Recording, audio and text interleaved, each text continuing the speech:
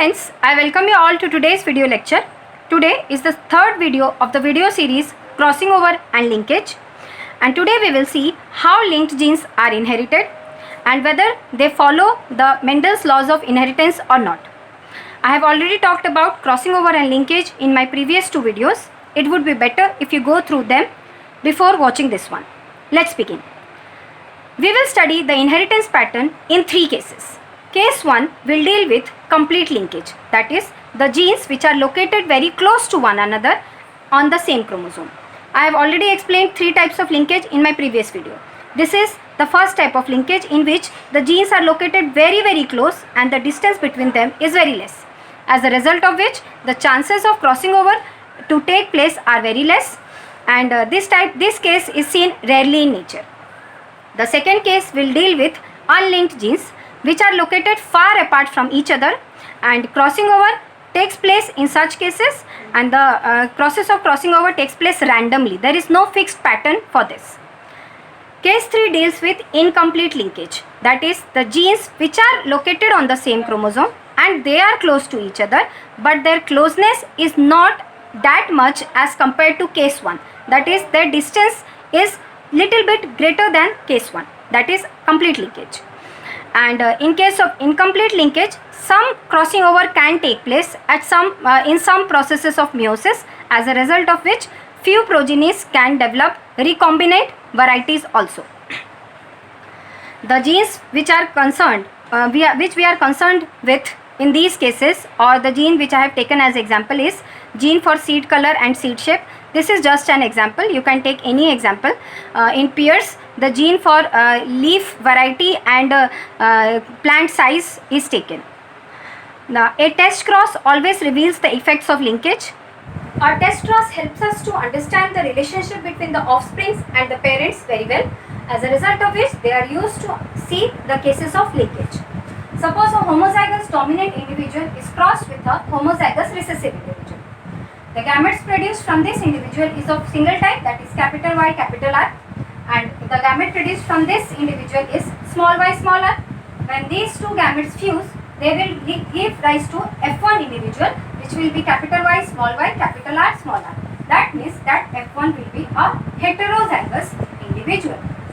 When this heterozygous individual is crossed with a homozygous recessive individual, that type of cross is called as test cross. From this individual, four types of gametes will be produced: capital Y, capital R, capital Y, small y, capital R, and small y, small r. From this individual, only single type of gamete is produced. A Punnett square can be created from this type of cross. Such offsprings will be called as the results of the test cross. In all these three cases, a heterozygous individual will be crossed with a homozygous recessive individual. Gametes will be formed, and after fertilization, the progenies will be produced, and we will see whether the progenies are of parental type or recombinant type in all these three cases. Let's begin. In case 1, the genes are completely linked, that is, no crossing over is taking place, and as a result of which the genes will not be separated and they will travel together in meiosis. See, this yellow round seed plant is crossed with a green wrinkled seed plant. Yellow round seed plant is heterozygous, therefore it will be represented, yellow seed will be represented with capital Y, small y, and round seed will be represented by capital R, small r. And this is the type of representation for linked genes, which I have already explained in my last video. These lines are the homologous chromosomes. So this upper line is this type of chromosome, and this lower line is this chromosome. And capital Y, capital R are present like this. So whenever you feel any difficulty, just remember this type of diagram, then it will be easier for you. From this type of individual, only two types of gametes will be formed. Capital Y, capital R will produce half of the population of the gamete, and small y, small r will produce other half of the population. As they will travel together, so they will travel together to form individual gametes. From this type of individual, only one type of gamete will be produced, that is small y, small r. When they will be fused, then we will get this type of individuals. Capital Y, capital R, when will be fused with small y, small r, we will get capital Y, capital R, small y, small r. And when these both will be fused, then we will get this type of progeny. And as you all know, from these both are parental type, because the parents are capital Y, capital R, small y, small r. See, capital Y, capital R, small y, small r. Small y, small r, small y, small r, small y, small r, small y, small r. So in case of completely linked genes, the progenies which will be produced will be completely of parental type. The chances of formation of recombinant type is very less. Case 2 is that of unlinked genes where crossing over can take place.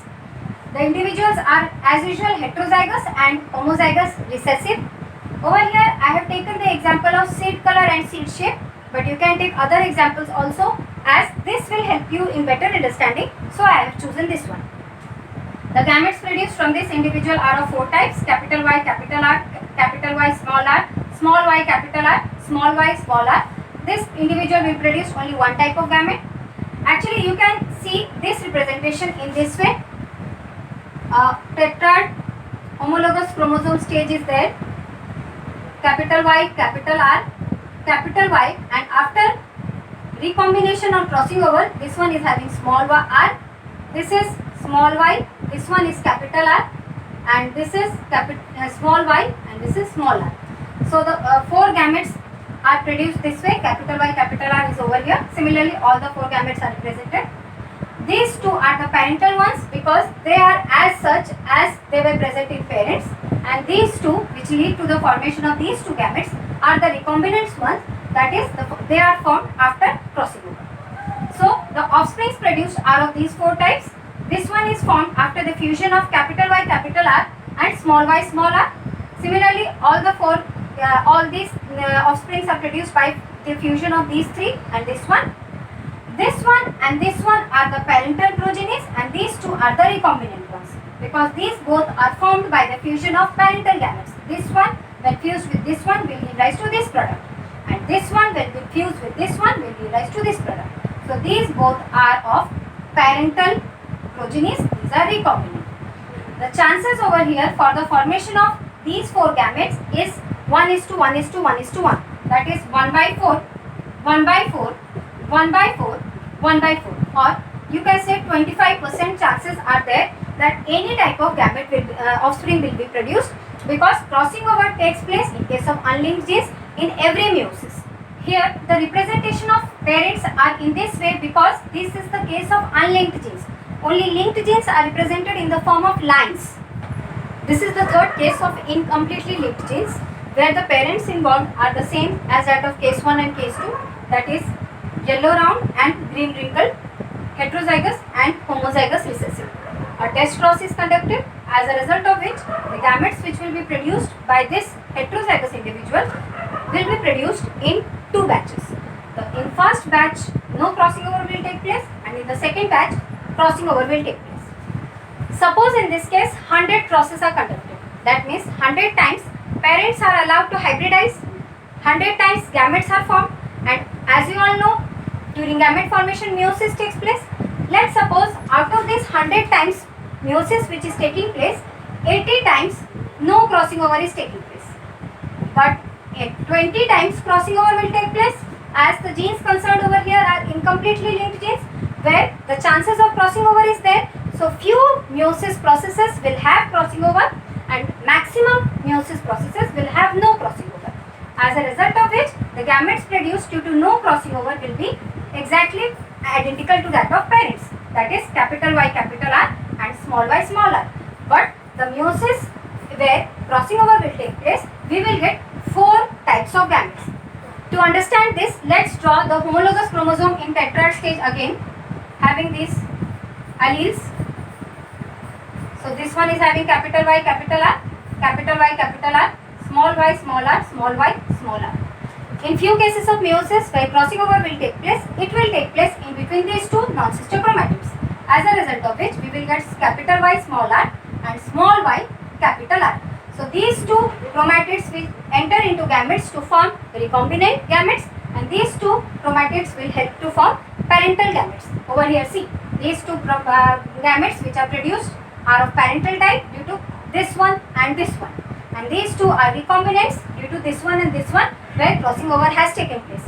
So these are the gametes produced due to meiosis where crossing over will take place, but in that case also 50% will be parental gamete and 50% recombinant gamete.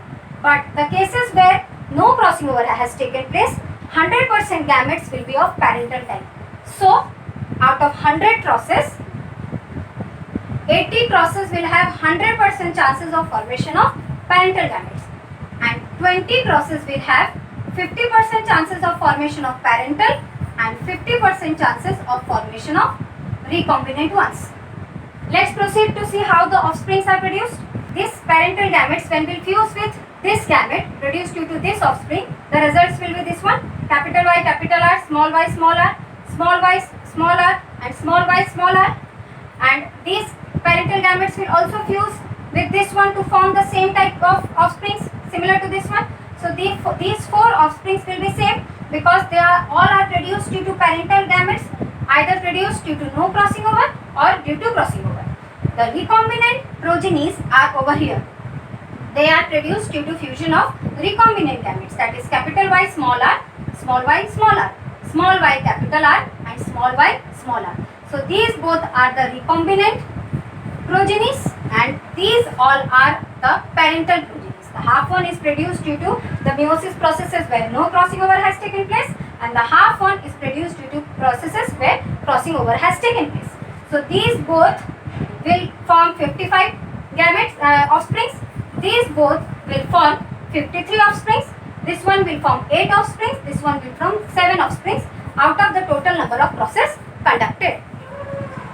You can correlate this case with case 2 of unlinked genes, which I had explained in my last video.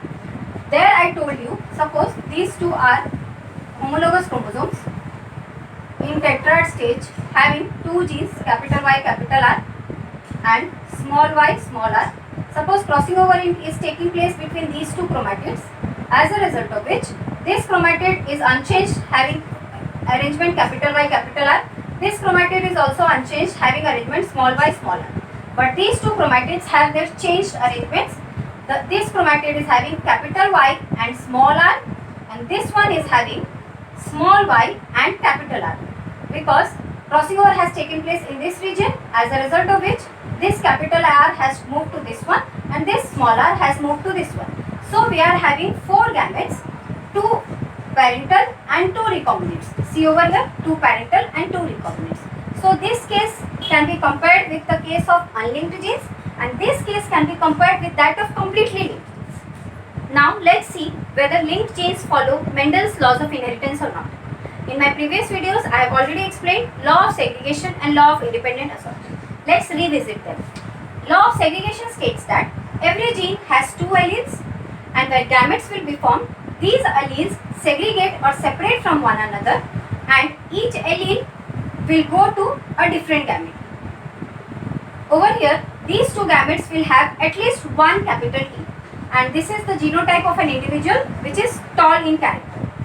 When a gamete will be formed, this gene having 2 alleles, they will separate and each allele will enter into one gamete. There are other genes also represented by alleles, so each gamete will have one allele at least of every character or every gene. This is law of segregation, and this separation will be independent of each other. That is, this T will not affect this T. Law of independent assortment is similar to law of segregation. Law of segregation applies for monohybrid cross. Law of independent assortment applies for dihybrid cross. Suppose there is an individual with genotype capital Y, small y, capital R, capital R. When gamete will be formed, each gamete will have at least one allele from each gene. There are 2 genes over here. This is law of segregation. Law of independent assortment states that this capital Y allele can move with this capital R or this capital R, and this small y can move with this capital R or this capital R, and this movement is independent of each other. So we can have either capital Y capital R, this R, or capital Y capital R, small y capital R, or small y capital R. So these are the probabilities of formation of gametes. This is law of independent assortment. Law of independent assortment is not obeyed by completely linked genes. It is partly obeyed by incompletely linked genes and fully obeyed by unlinked genes. Similarly, in case of completely linked genes, independent assortment was not at all followed. That is, all the gametes had the same combination, that is capital Y always moved with capital R and small y always moved with small r. But in case 2, that is in case of unlinked genes, independent assortment was followed. That is, capital Y moved with either of these and small y moved with either of this. So in case 3, few meiosis processes will follow independent assortment, but maximum meiosis cases will not follow independent assortment. This part of gametes, these are the gametes. So these gametes, out of these 4 gametes when formed, they do not follow independent assortment because they are similar to the parental arrangements. That is, capital Y is always present with capital R. But these 2 gametes produced due to meiosis processes where crossing over has taken place, although these 4 are produced due to crossing over, but these 2 gametes in particular are where independent assortment is followed. That is, capital Y has come with small r and small y has moved with capital R. Whenever I say crossing over is a random process, it means suppose these are the 2 homologous chromosomes. This is the tetrad stage. This is gene 1 and this is gene 2. Suppose in one meiosis process, crossing over took place between these 2 genes.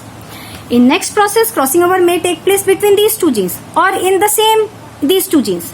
So in every process, the gene which will undergo crossing over changes. There is no fixed pattern of this. The genes which we are concerned about in these 3 cases are for seed shape and seed color. It does not mean that other genes are not present. When we are talking about these 2 genes, other genes are also present and they are also undergoing the same kinds of processes which these 2 genes are undergoing. With this, we come to the end of this video. I hope you have liked this video. When you start this concept, that is crossing over and linkage, I suggest you all to start from the first video. That is, go to the playlist and start it from the first video. Then only you will understand these things step by step. Thank you for watching. Share and subscribe to my channel.